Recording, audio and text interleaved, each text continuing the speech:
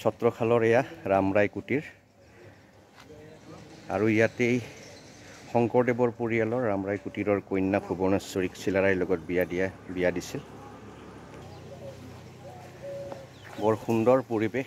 শংকৰদেৱ আছিলোঁ ইয়াতে আৰু সেইকাৰণে গোটেই গাঁওখনৰ নাম এতিয়া ৰামৰাই কুটিৰ ৰেভিনিউ ভিলেজ। আমি তাত আছোঁ আৰু মোৰ লগত আছে টেক্সিদা প্ৰদীপ সেনদা। ইয়াতে এটা কবিতা পাঠ কৰিম কোচ ৰাজবংশী গোৱালপাৰীয়া ভাষাৰ। কবিতাটো হৈছে গোৱালপাৰীয়া কোচ ৰাজবংশী ভাষাত লিখা। কিছুদিন আগতে মই পেজত দিছিলোঁ এটা কবিতা হাতখোলাৰ পাৰত তোমাক একবাৰ লগ পাবাৰ মন যায় বুলি নলবৰীয়া ভাষাত, তাৰে কোচ ৰাজবংশী গোৱালপাৰীয়া এটা ৰূপ। আৰু কবিতাটো মই উৎসৰ্গা কৰিছোঁ মোৰ লগত থকা প্ৰদীপ সেন টেক্সিদাৰ নামত।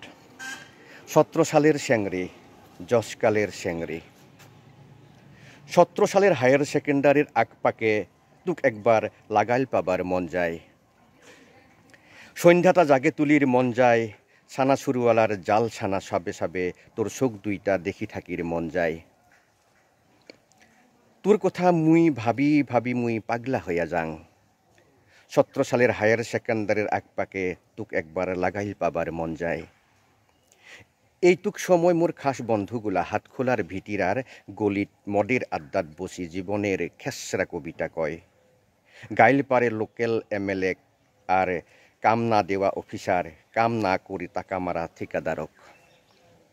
তারপরে উমরা বমি করে দেয় পৃথিবীর সৌক রাগতাপ।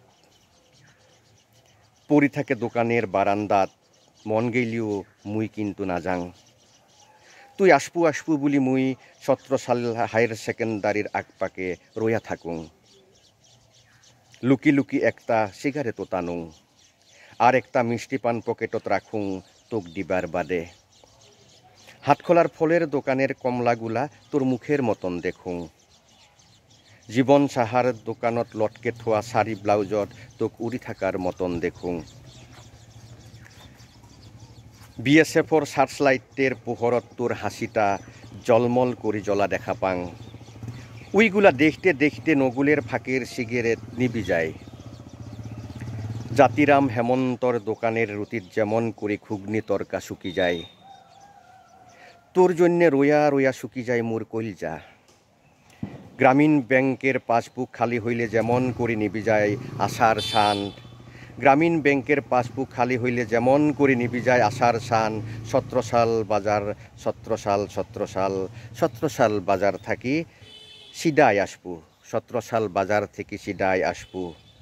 যশকাল BSF কেম নাই পাইতেই বানিয়া তারে ধুকবু।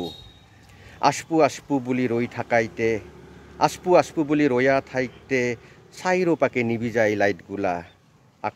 আকাশত আমাবস্যা জ্যাং করি মোর মনত থাকি নিবি যাইস তুই। তুই না আইসা সন্ধ্যাতা পৃথিবী আন্ধার। ছত্রশালখান জলে দিয়া কোনো দিন আলো করে দিম এই প্রতিজ্ঞা তুই মনত রাখিস।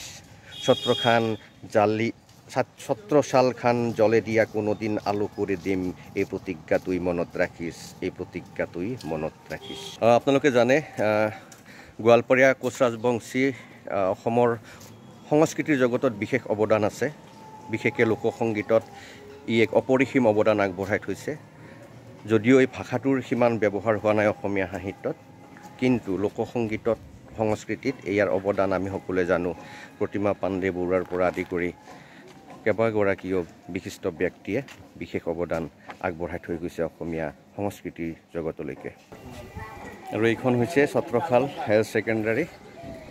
1948 চনত এইখন প্ৰতিষ্ঠা কৰা হৈছিল। খুবেই ভাল লাগিল। একেবাৰে সীমামূৰীয়া এখন ঠাই ছত্ৰশাল। ইয়াৰ কাষতেই বৰ্ডাৰ ভাৰত বাংলাদেশৰ, অসম বাংলাদেশৰ। আৰু শংকৰদেৱৰ আদৰ্শেৰে এই ঠাইখন এখন সত্ৰ নগৰী বুলিও ক'ব পাৰি। খুবেই আনন্দদায়ক অভিজ্ঞতা ইয়ালৈ আহি এই কবিতাটো পাঠ কৰাৰ। ধন্যবাদ।